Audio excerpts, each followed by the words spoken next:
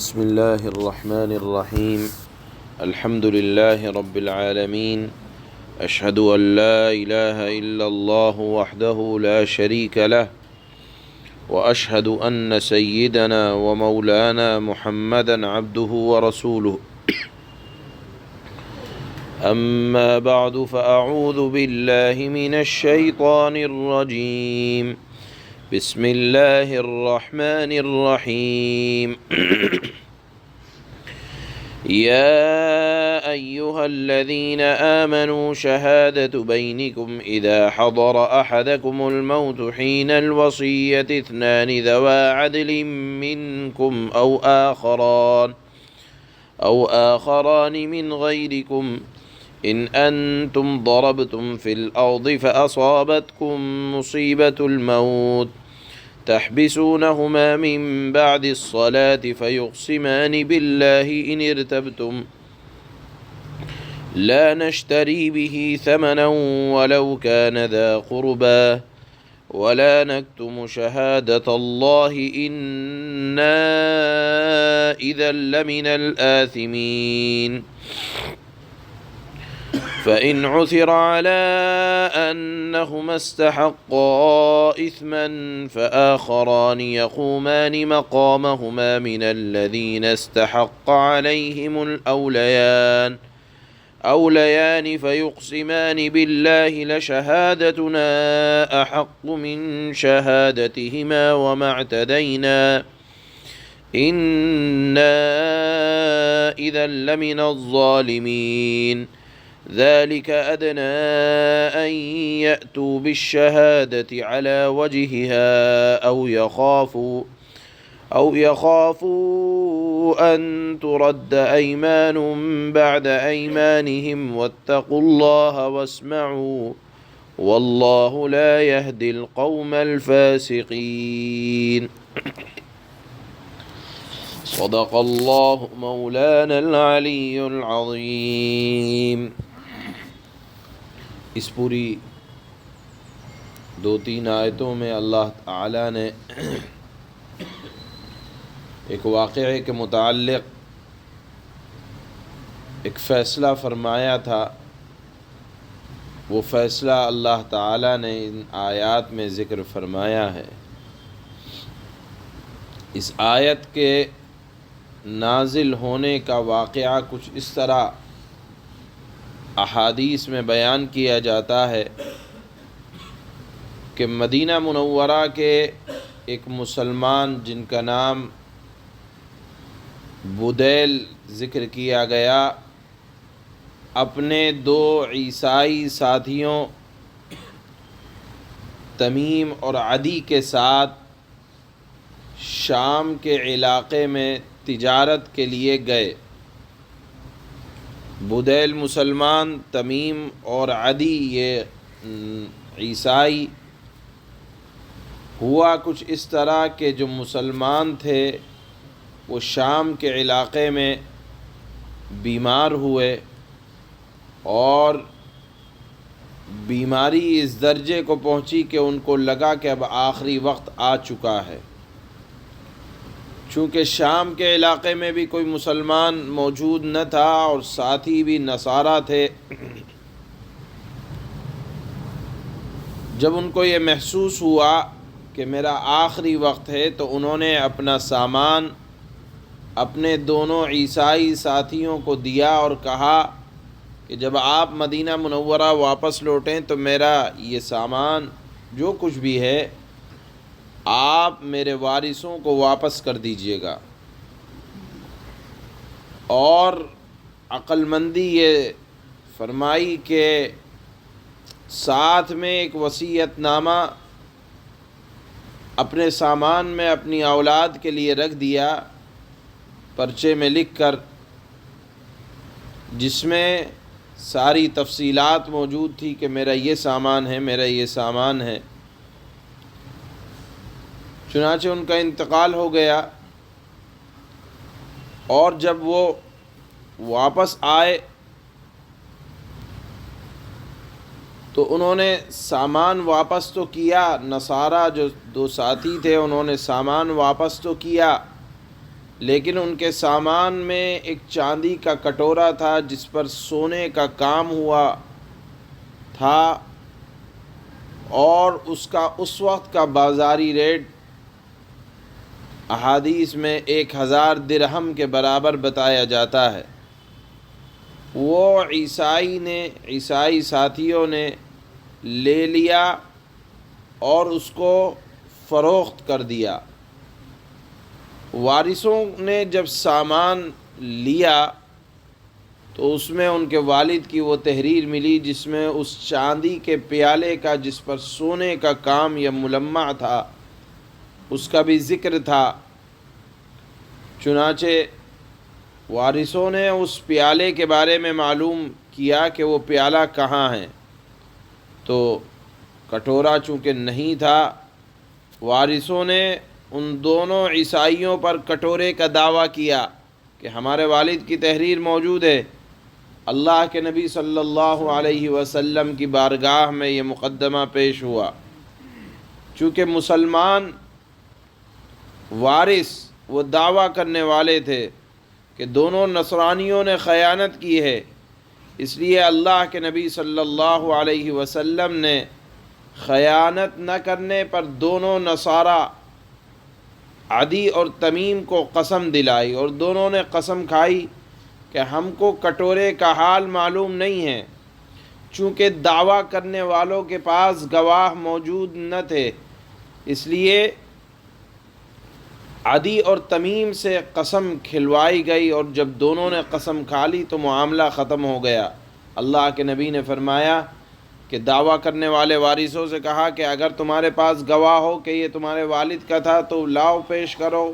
وہ گواہ پیش نہ کر سکے، لہذا قسم کھلوائی گئی نصارہ سے، ان لوگوں نے قسم جھوٹی کھا لی۔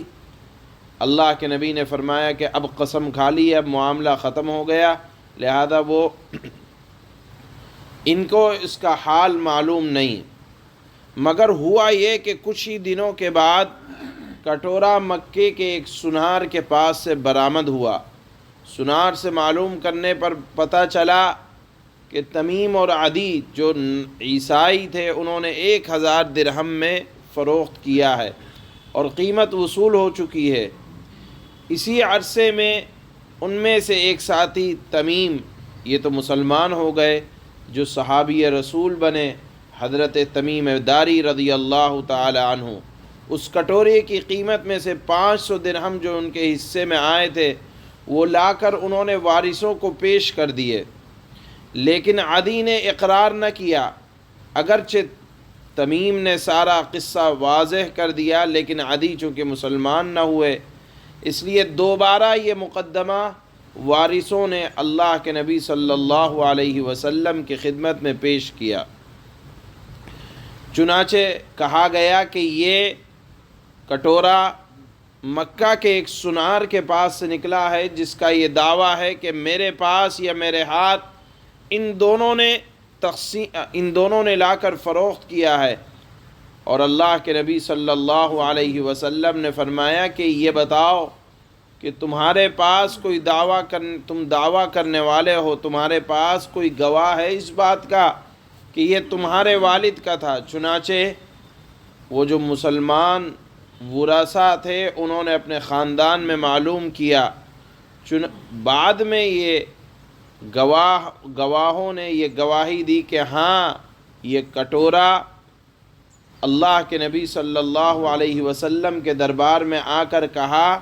کہ یہ مسلمان کا کٹورا تھا اور ہم نے اس کے ہاں دیکھا تھا۔ چنانچہ اللہ کے نبی صلی اللہ علیہ وسلم نے اس وقت یہ فیصلہ فرمایا اور ان سے واپس دلوایا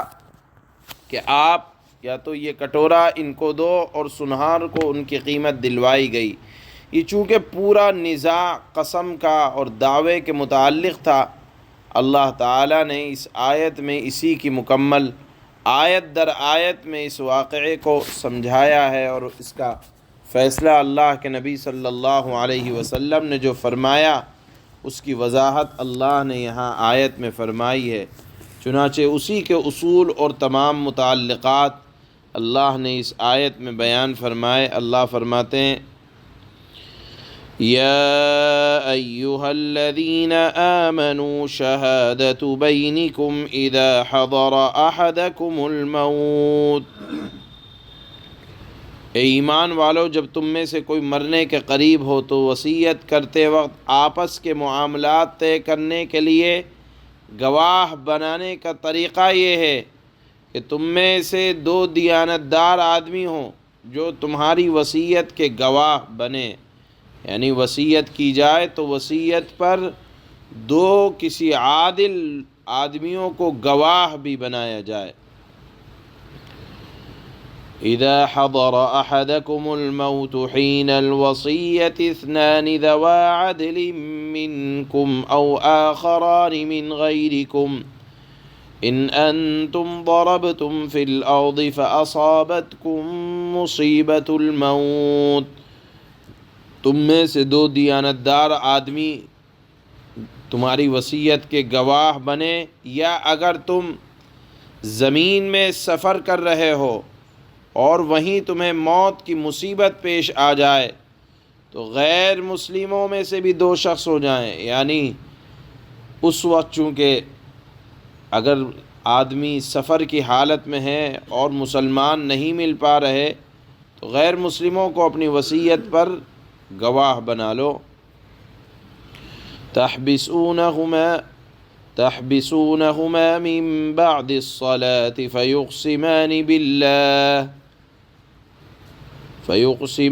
بالله إن ارتبتم لا نشتري به ثمنا ولو كان ذا قربى ولا نكتم شهادة الله إنا إذا لمن الآثمين۔ پھر اگر تمہیں کوئی شک پڑ جائے تو ان دو گواہوں کو نماز کے بعد روک سکتے ہو، یعنی گواہ، یا اگر مثال کے طور پر جس کے حق میں وصیت کی تھی اس تک معاملات صحیح طریقے سے نہیں پہنچ پا رہے اور گواہی نہیں دے رہے تو اب ان سے قسم کھلوائی جائے وہی۔ پھر اگر تمہیں کوئی شک پڑ جائے تو ان دونوں گواہوں کو نماز کے بعد روک سکتے ہو اور وہ اللہ کی قسم کھا کر کہیں کہ ہم اس گواہی کے بدلے کوئی مالی فائدہ لینا نہیں چاہتے، چاہے معاملہ ہمارے کسی رشتہ دار ہی کا کیوں نہ ہو، اور اللہ نے ہم پر جس گواہی کی ذمہ داری ڈالی ہے اس کو ہم نہیں چھپائیں گے ورنہ ہم گنہگاروں میں شمار کیے جائیں گے۔ فَإِنْ عُثِرَ عَلَىٰ أَنَّهُمَا اسْتَحَقَّا إِثْمًا فآخران يقومان مقامهما من الذين استحق عليهم الأوليان فيقسمان بالله لشهادتنا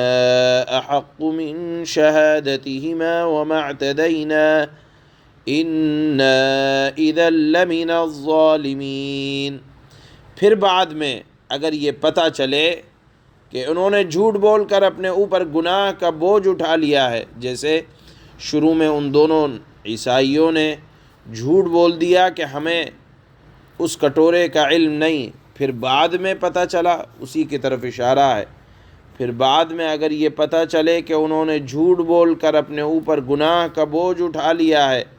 تو ان لوگوں میں سے دو آدمی ان کی جگہ گواہی کے لیے کھڑے ہو جائیں جن کے خلاف ان پہلے دو آدمیوں نے گناہ اپنے سر لیا تھا، اور وہ اللہ کی قسمیں کھائیں، جیسا کہ مسلمان کے رشتہ داروں نے اس مسلمان کے حق میں یہ گواہی دی کہ ہاں یہ کٹورا ہم نے پہلے مسلمان کے پاس دیکھا تھا جن کا نام بدیل تھا، یہ سہمی تھا۔ چنانچہ اللہ فرماتے ہیں کہ بعد ان دو آدمیوں کے خلاف پہلے دو آدمیوں نے، اللہ فرماتے تو ان لوگوں میں سے دو آدمی ان کی جگہ گواہی کے لیے کھڑے ہو جائیں جن کے خلاف ان پہلے دو آدمیوں نے